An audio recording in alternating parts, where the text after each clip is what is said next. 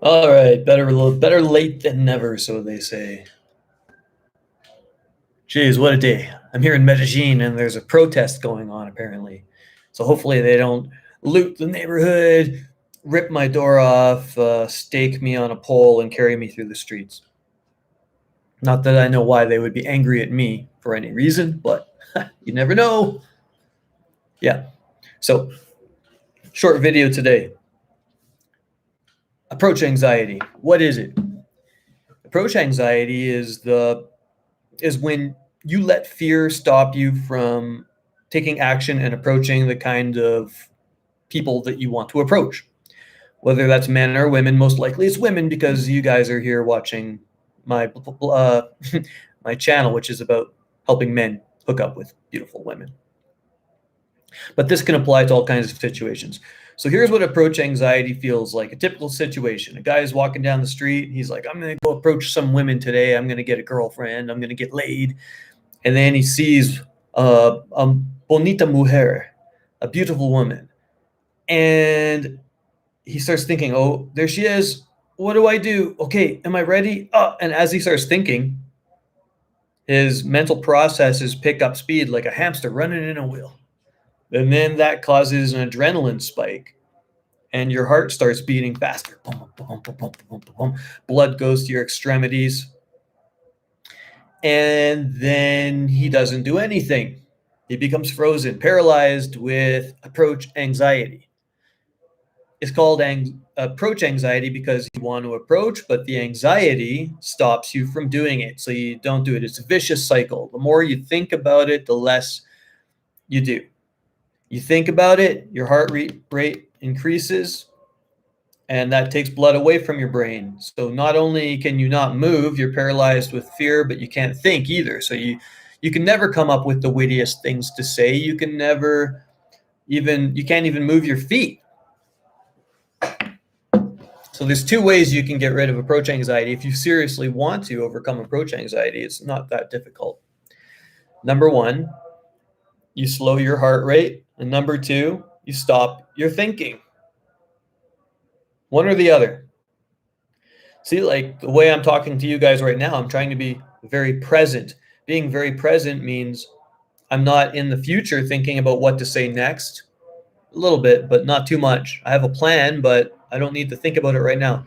I'm not in the past going, oh my God, last time I tried to do a live stream, it went terribly. I didn't like the lighting. And what if they don't like me? And no, that's in the past. What if she doesn't like me approaching her like that other girl did, like me approaching her? You know, this is not being present right here, right now. Okay, so try this little exercise if you're watching this. Where are you right now? Take a deep breath. Where are you right now? Well, I'm in my bedroom in a giant casa here in Medellin, Colombia, where I'm escaping the scamdemic. Okay, so we've got a picture back here of Jimi Hendrix. I've got my laptop in front of me. I've got beautiful sunshine outside in the suburbs of this city. And I got my GoPro here that I've been using to make money. I can smell the warm air, the warm Colombian air coming through here, right? So that's what it means to be present. It's that you're in the moment, right? So when you're totally in the moment, you can't be predicting the future. You're not predicting the future. What am I going to do? What am I going to say? Where am I going to go? How's this going to go down? What if people like it? What if people don't like it? This is the hamster running in the wheel. You cannot be charismatic if you're not present.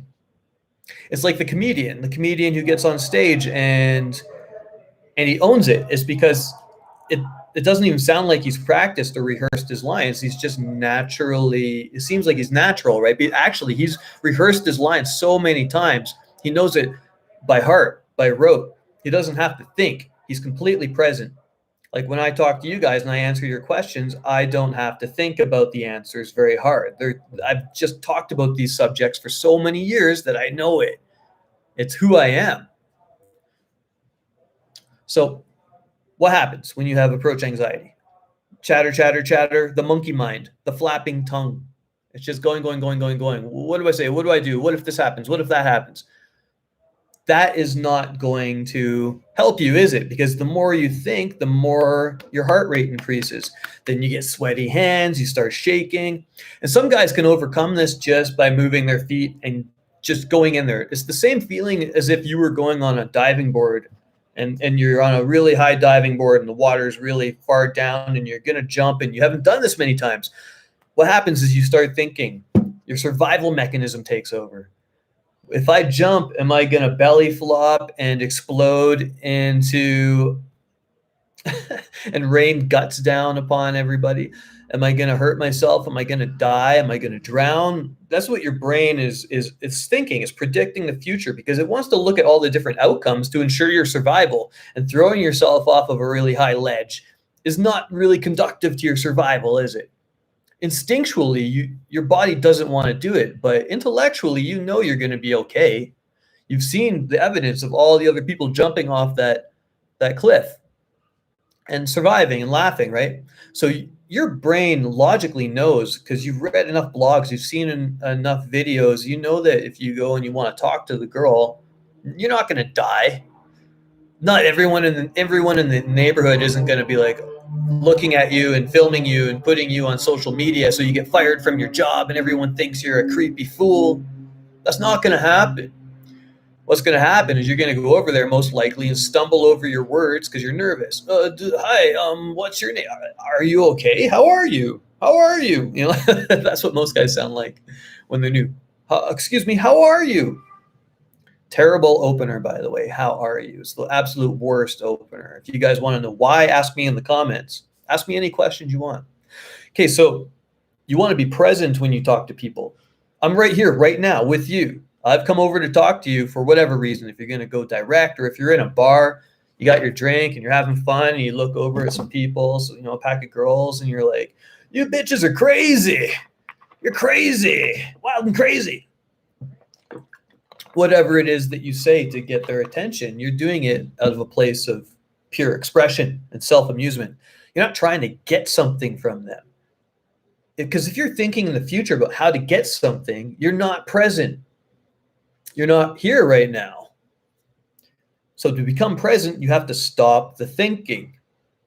You have to stop the tension in your body, the pressure. When something gets tight, it has to move faster to get that blood going, right?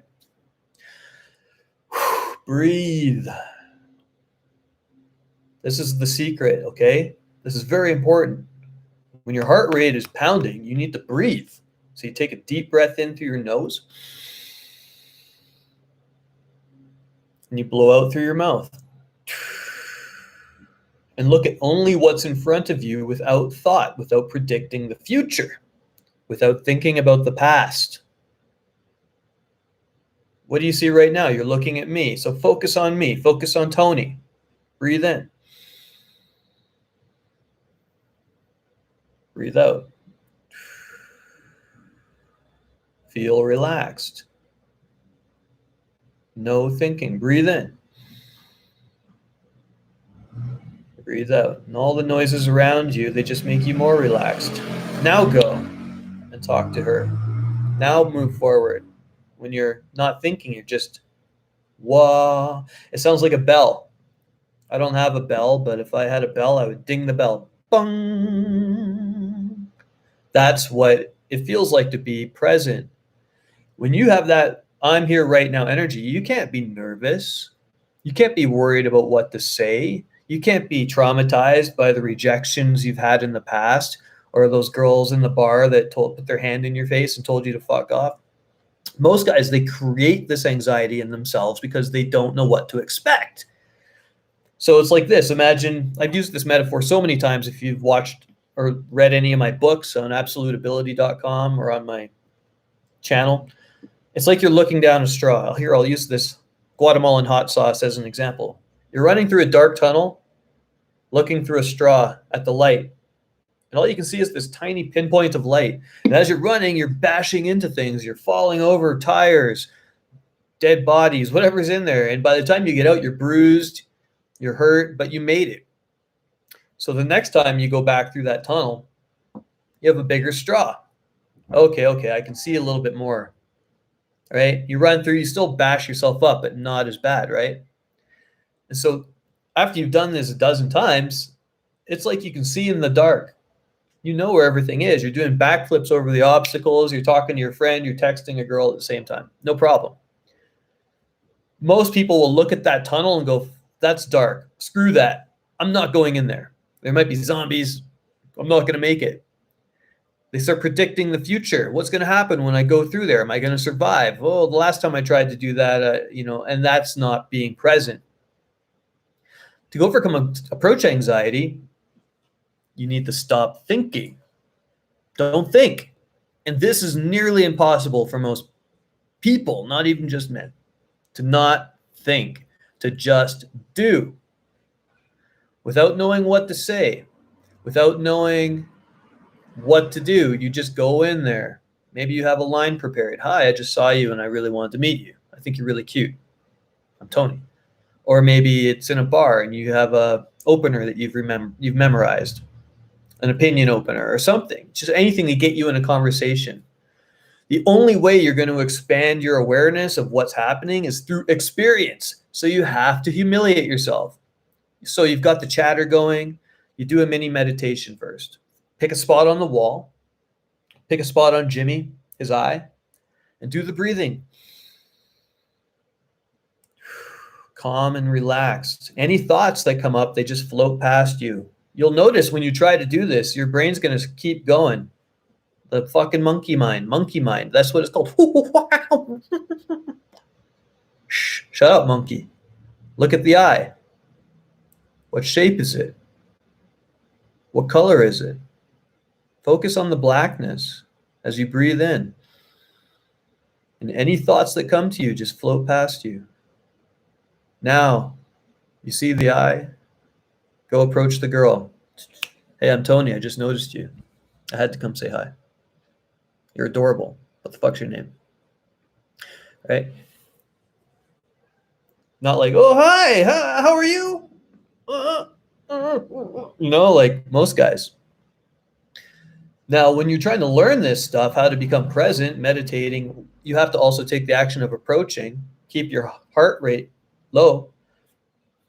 You have all these very basic things you have to remember, not like what do I say after the approach if she hooks and she looks at her friend, and what if we're at a stoplight? All that shit is going to make you crazy. You review it after you've gone out and partied. You get your little notebook and you write down what you learned that night. Don't try to premeditate everything. You might have a little thing in your notebook. I want to try to talk to a group of people. I want to try to push my comfort zone. I want to try to do something in the daytime that's different. That's okay. But if you stuff your head with too much theory, you'll never be able to be present. Please stop. Okay, your nice name. Okay. Could you talk about common mistakes with eye contact? Right. Common mistake is guys can't hold eye contact. They are always just darting around, and I tell them, hold the eye contact. If you're talking to the woman, you hold it. You hold it like the way I'm holding it with you. I'm not looking directly at my camera. Here I am. Then when you want to take it away, you take it away. But most guys, what they do is as they're talking, they're a little bit nervous, right? So their eyes are darting around and they're thinking about what to say. A really simple rule. Look at her. Is she breaking eye contact with you? Then why are you breaking eye contact with her? Well, I don't want to seem creepy. I don't want to seem, it's like, dude, she's looking at you. She's not looking away because she's creeped out. If she was creeped out, do you think she'd be holding eye contact with you all that time? Simple. You can get your wingman and you guys can stand face to what I'll do on a boot camp is I'll take two guys and I'll put them on the street together, about this far away, literally, and have them look at each other in the eyes. So if I look away, you get a pinch. You're not allowed to complain about the pinch being hard or get angry. It's your fault. So that happens once. Fuck, you don't want to break eye contact anymore. People are walking by looking at you. What the hell are they doing? So there's a social pressure aspect to it. Anything you can do that embarrasses yourself will make you stronger.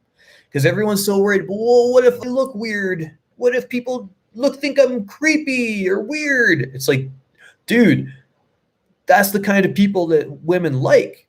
The weird guys, the people that stand out, that don't give a fuck, that do interesting things with their life, that challenge themselves, that can express themselves in public without trying to ping everybody, trying to know what they think or feel about that.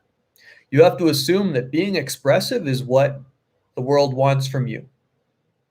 Being shy and humble is boring. It's not sexy. That doesn't mean to be arrogant, right? But just having life experience and knowing that if you go and you express yourself or you try to improve yourself, everything's going to be okay. And it's okay to be embarrassed. If you approach a girl and you have approach anxiety and your heart's beating fast and you're stuttering a little bit as you talk, that's okay. It's going to happen, and you just have to embrace that aspect of yourself. I'm the stuttering guy. Don't fight against it. If you're too short and you're insecure about it, I'm the short guy. If you don't like your skin color, I'm the skin color guy. You have to really accept what you consider as a flaw and just know that's a part of you. I'm never going to have an operatic, deep singing voice that's going to allow me to be a rock star like Bon Jovi, right? But I still sing. I love singing. I do karaoke whenever I get the chance.